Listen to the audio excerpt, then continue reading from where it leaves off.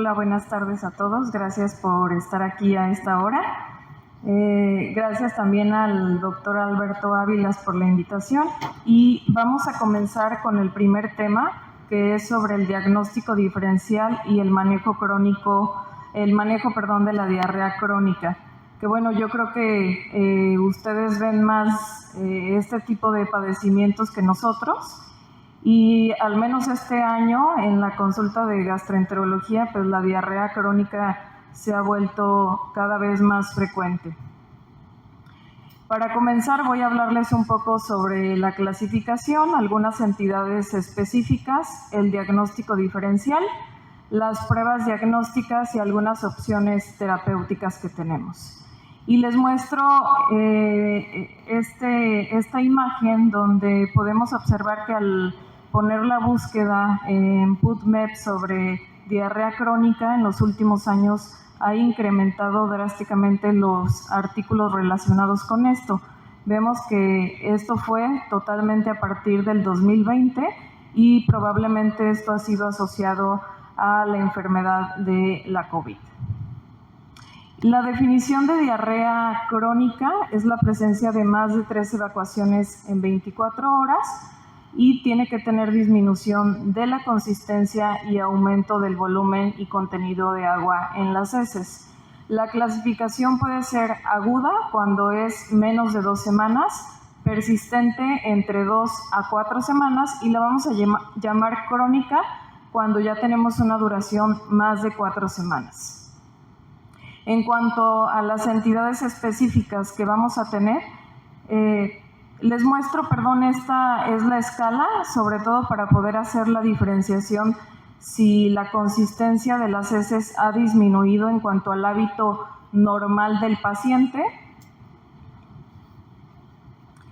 Y vamos a tener que la escala de Bristol es del número 1 al número 7 y se va a considerar como diarrea cuando es el número 6 y el número 7. El 6 es evacuaciones pastosas y el 7 es completamente líquido. Al menos entre el 3 al 5% de la población a nivel mundial va a presentar diarrea crónica, pero es mucho más frecuente en los adultos mayores, hasta un 14%. Y las entidades más frecuentes o las causas más frecuentes van a ser algunos medicamentos. Hay algunas anomalías del intestino delgado y del colon que pueden provocar diarrea crónica, secuelas de cirugías gastrointestinales previas, enfermedades inflamatorias, neoplasias. Tenemos también algunos trastornos funcionales como el síndrome de intestino irritable con predominio diarrea y el postinfeccioso. Y podemos dividirlo y clasificarlo también por una diarrea osmótica, que generalmente va a ser acuosa, es abundante y cuando tienen ayuno pues no hay presencia de evacuaciones. La secretora tenemos una osmolaridad fecal que se debe sobre todo a los electrolitos. En la inflamatoria se caracteriza sobre todo por el daño en las estructuras de la mucosa a nivel del colon. Y tenemos la malabsortiva, que aquí va a haber una afección de la superficie, pero únicamente en intestino delgado. Y bueno, los factores de riesgo y las líneas de investigación va a ser inicialmente hacer una historia clínica para preguntar si tienen historia familiar de enfermedad inflamatoria intestinal como CUSI o Crohn, sobre todo en familiares de primer grado, antecedente de cáncer colorectal, algunas enfermedades sistémicas que podrían ocasionar diarrea crónica, las cirugías previas como la colecistectomía, que es bastante frecuente, las enfermedades pancreáticas como pancreatitis crónica que pudiera darnos una insuficiencia pancreática, el consumo de alcohol muchas veces ocasiona diarrea crónica, la dieta, sobre todo alimentos con lácteos o el gluten. Los medicamentos, 4% de los medicamentos pueden darnos diarrea crónica y cuando tenemos viajes recientes al extranjero, que es la diarrea del viajero. Entonces, de acuerdo a la fisiopatología, vamos a tener la secretora, que principalmente vamos a tener esto debido a los laxantes y a los antiácidos, Por dismotilidad, que el prototipo es el síndrome de intestino irritable con predominio diarrea. En la osmótica son laxantes osmóticos la principal causa y en la inflamatoria las infecciones. Necesitamos primero evaluar si el paciente tiene o no datos de alarma. Hablando en aquel paciente en el cual no encontramos datos de alarma y ya tiene criterios de una diarrea crónica, lo inicial es hacer estudios básicamente de sangre y algunos estudios fecales, que es el hemograma completo, la proteína C reactiva y la velocidad de sedimentación globular, el perfil tiroideo y hepático. Hay que hacer un coprológico y un coproparasitoscópico que nos puede ayudar a saber si la diarrea es inflamatoria o no, la sangre oculta en heces, también la calprotectina fecal, una cinética de hierro, ácido fólico y vitamina B12 que nos puede hablar de una diarrea por mala absorción. Entonces, los marcadores clave que nos pueden hablar si el paciente tiene una enfermedad orgánica es la presencia de anemia, que tengamos la elevación de proteína C reactiva y velocidad de sedimentación y una albúmina baja. Cuando sospechamos en alguna enteropatía, puede haber deficiencia de hierro, también anemia, y aquí es donde podríamos utilizar estudios de mala absorción de acuerdo a las características de cada uno de los pacientes. Por ejemplo, en la enfermedad celíaca, los anticuerpos iniciales que se solicitan son los anticuerpos antigliadina, IgA, sobre todo cuando tenemos una alta sospecha pretest, y vamos a tener que la sensibilidad de solicitar estos anticuerpos es bastante buena, de un 85%, y una especificidad del 90%. En caso de que tengamos duda porque salgan negativos, tenemos el apoyo de otros anticuerpos como antitransglutaminasa tisular, los antiendomicio o el péptido de gliadina de aminado. Y esto siempre debe de ir combinado de una endoscopía con toma de biopsias del duodeno. Cuando solicitamos estos anticuerpos va a ser muy importante que le digamos al paciente que tiene que consumir gluten, porque muchas ocasiones ellos ya tienen determinado que al consumo de gluten llegan a tener diarrea y sospechan de enfermedad celíaca y suspenden la ingesta y podemos tener un falso negativo.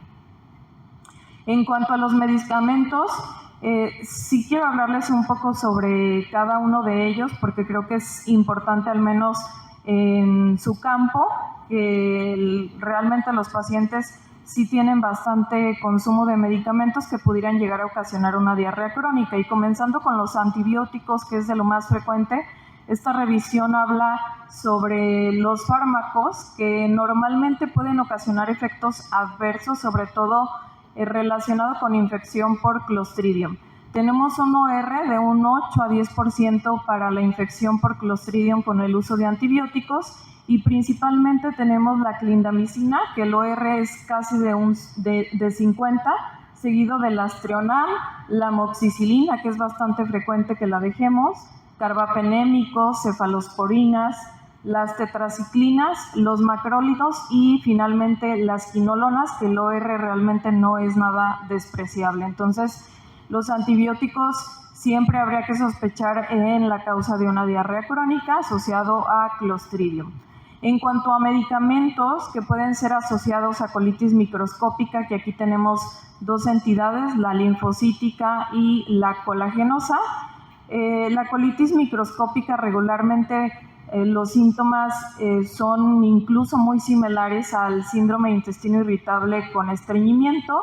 Vamos a tener una colonoscopía completamente normal. El diagnóstico se hace tomando biopsias al menos del ciego o de varios segmentos del colon. Por lo tanto, al solicitar una colonoscopía, sí va a ser importante pedir al endoscopista que tome biopsias incluso si el colon está completamente normal. Y les muestro este artículo que habla de los fármacos que tienen un alto riesgo de presentar colitis microscópica y son bastante comunes, que incluso los tomemos con regularidad sin prescripción, que son los AINES, con un OR de casi 2, los inhibidores de la bomba de protones, en un casi 4 de OR, y los inhibidores selectivos de la recaptura de serotonina con OR de 2.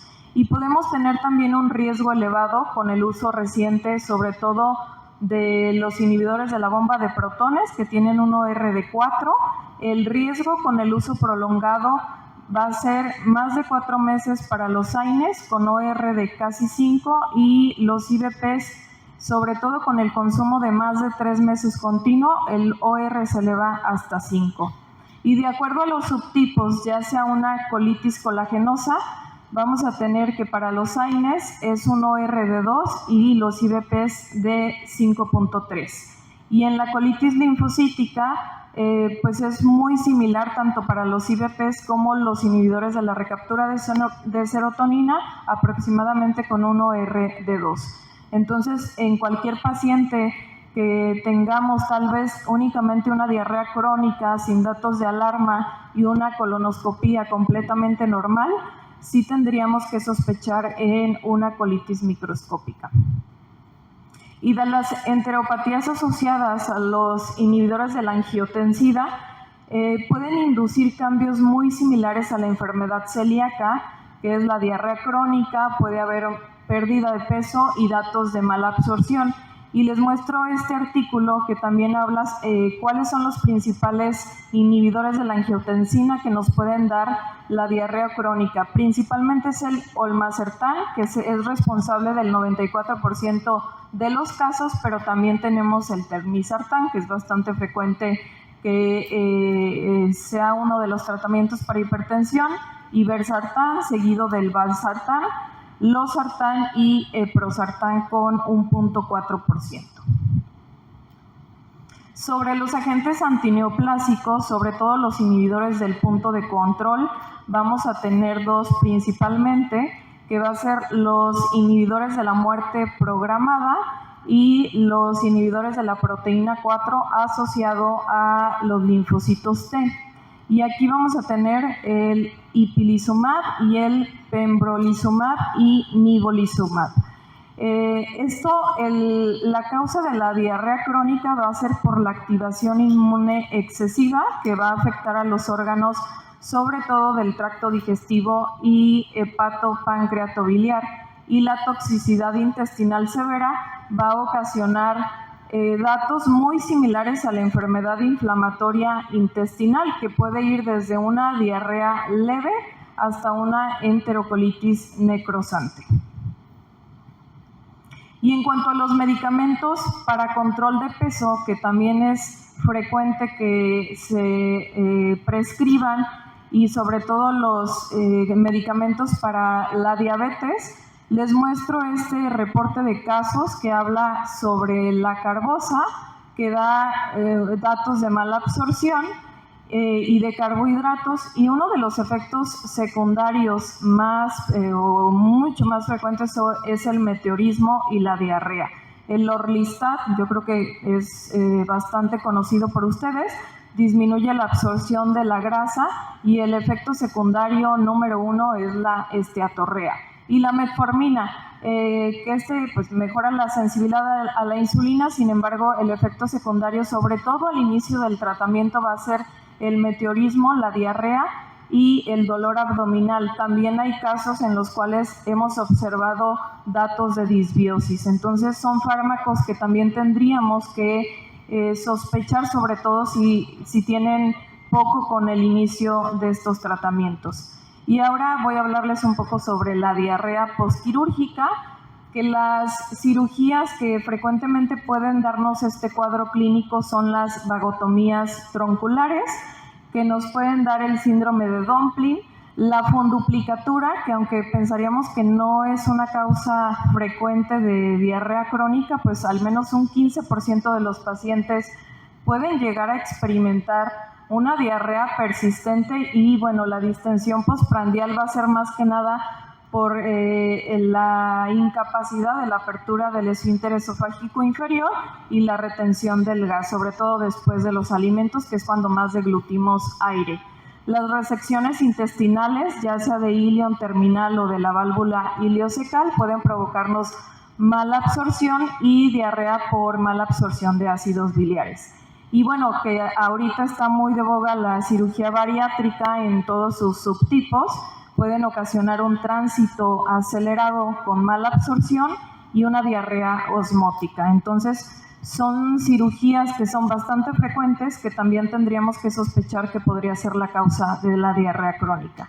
Y aquí les muestro las principales enteropatías, las causas que son mucho más frecuentes, las autoinmunes, teniendo la enfermedad celíaca de prototipo, pero también la enfermedad de Crohn, por medicamentos, sobre todo los inhibidores de la angiotensina. La radioterapia también es bastante frecuente que dé una diarrea por el daño intestinal. Infecciosas como el sprue tropical, que al menos aquí en Veracruz pues sí es bastante frecuente y tendríamos que sospecharlo. La infección por Giardia, el sobrecrecimiento bacteriano de intestino delgado, sobre todo después del consumo de antibióticos, y algunos trastornos infiltrativos o neoplásicos como los linfomas, los tumores neuroendocrinos que al secretar hormonas todavía llegan a provocar más diarrea, y algunas otras causas como las alergias alimentarias o la duodenitis. Y en cuanto a las colopatías, aquí tenemos como autoinmune el QSI, Crohn y la colitis microscópica.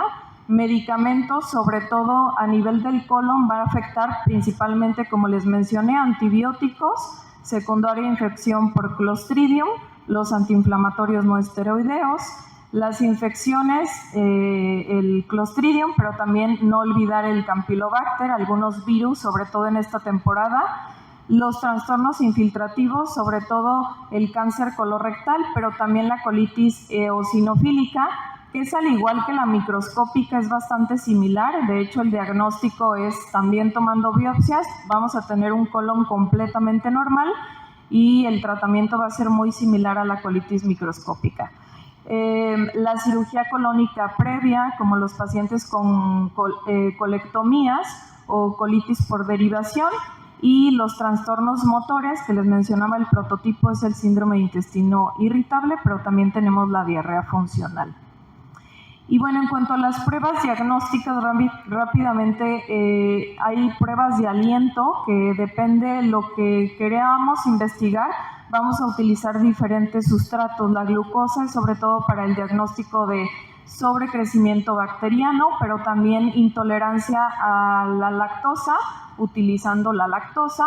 Y pues el diagnóstico es tanto para intolerancia como para sobrecrecimiento, y la sensibilidad y la especificidad va a variar dependiendo del sustrato que utilicemos. En cuanto a los biomarcadores fecales, tenemos la calprotectina y la lactoferrina, que nos pueden indicar sobre todo si hay datos de inflamación intestinal. El panel gastrointestinal por PCR en algunas ocasiones es útil, sobre todo si queremos descartar infección por Clostridium o por Giardia. Y finalmente el análisis de grasa fecal cuando estemos sospechando de datos de mala absorción por insuficiencia pancreática. También hay algunos marcadores urinarios y serológicos. En los urinarios tenemos la relación lactosa-manitol, que es para evaluar la permeabilidad intestinal, y los serológicos, que previamente se los mencioné, la proteína C reactiva, que es un dato de marcador general, que aunque no es específico, si tenemos datos clínicos nos puede ayudar a sospechar tal vez en una diarrea inflamatoria. Los anticuerpos para enfermedad celíaca y ASCA y ANCA para hacer la diferenciación entre QSI y Crohn cuando los hallazgos patológicos no son concluyentes. Y algunas otras pruebas cuando tenemos sospecha de que se trata de mala absorción por insuficiencia pancreática, la D-gilosa y la elastasa fecal 1. Y en ácidos biliares tenemos este estudio que al menos en México no lo tenemos presente. Sí tendríamos que hacer el diagnóstico clínicamente y con prueba de tratamiento. Las pruebas de motilidad, como la prueba de motilidad inalámbrica para medir el tránsito intestinal, se mide desde el tránsito gástrico, intestinal y colónico. Sin embargo, es una prueba que únicamente se utiliza como en protocolos de investigación por el alto costo que se tiene. Y bueno, el estudio de colonoscopía, endoscopía y toma de biopsia, sobre todo para enfermedades inflamatorias o de mala absorción. Entonces, ¿Cómo vamos a tener nuestro algoritmo diagnóstico? Primero, evaluar la temporalidad de la diarrea. Si esta tiene más de 4 semanas, entonces tendríamos que excluir las causas quirúrgicas o farmacológicas que podrían estar ocasionando este problema.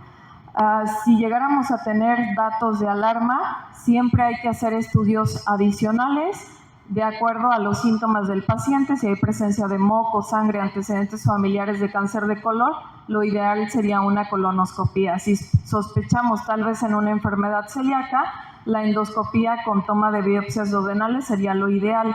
No tenemos datos de alarma, hay que evaluar al paciente según los criterios de Roma para diarrea funcional o síndrome de intestino irritable.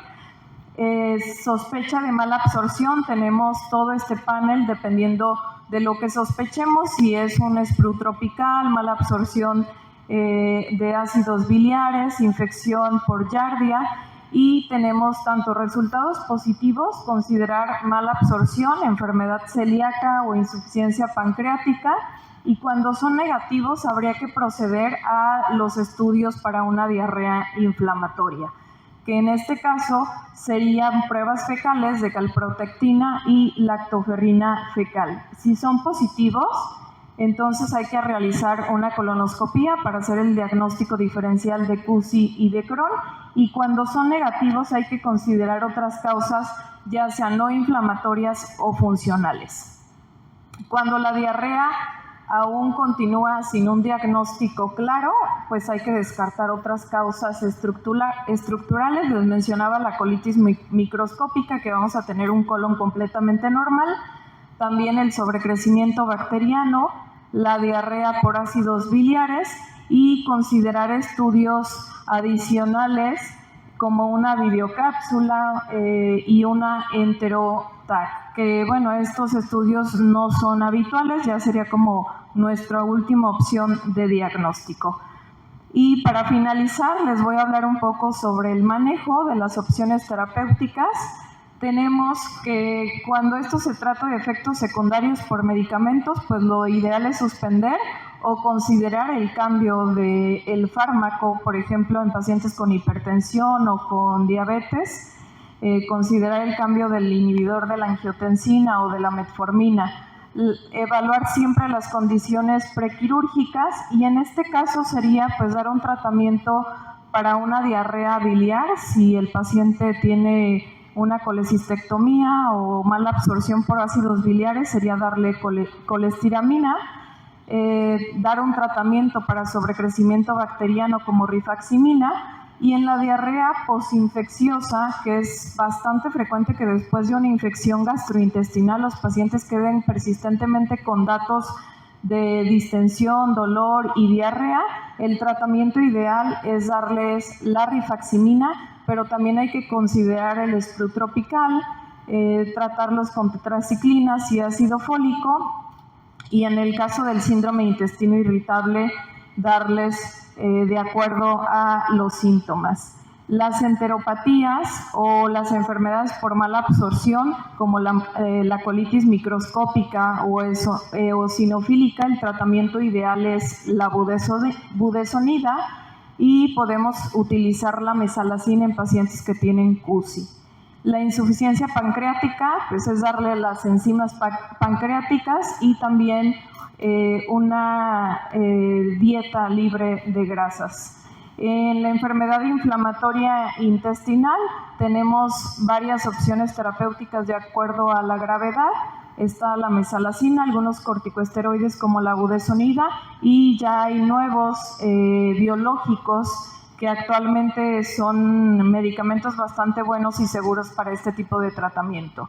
Les mencionaba de la colitis microscópica y eosinofílica, que lo ideal es iniciar con budesonida, la diarrea por ácidos biliares, la colestiramina, y en el caso de las neoplasias o pacientes que están con inmunoterapia, hay que considerar el cambio a una terapia blanco. En las diarreas funcionales, lo ideal es evaluar al paciente. Si se trata de un intestino irritable posinfeccioso, iniciar tratamiento con rifaximina, Y en el caso de un intestino irritable con predominio diarrea, en muchas ocasiones uno de los factores detonantes es la ansiedad, depresión o factores emocionales que podrían mejorar bastante con neuromoduladores como la amitriptilina. Y eso es todo en cuanto a la parte de la diarrea. Muchas gracias. Y les voy a hablar rápidamente sobre el estreñimiento crónico.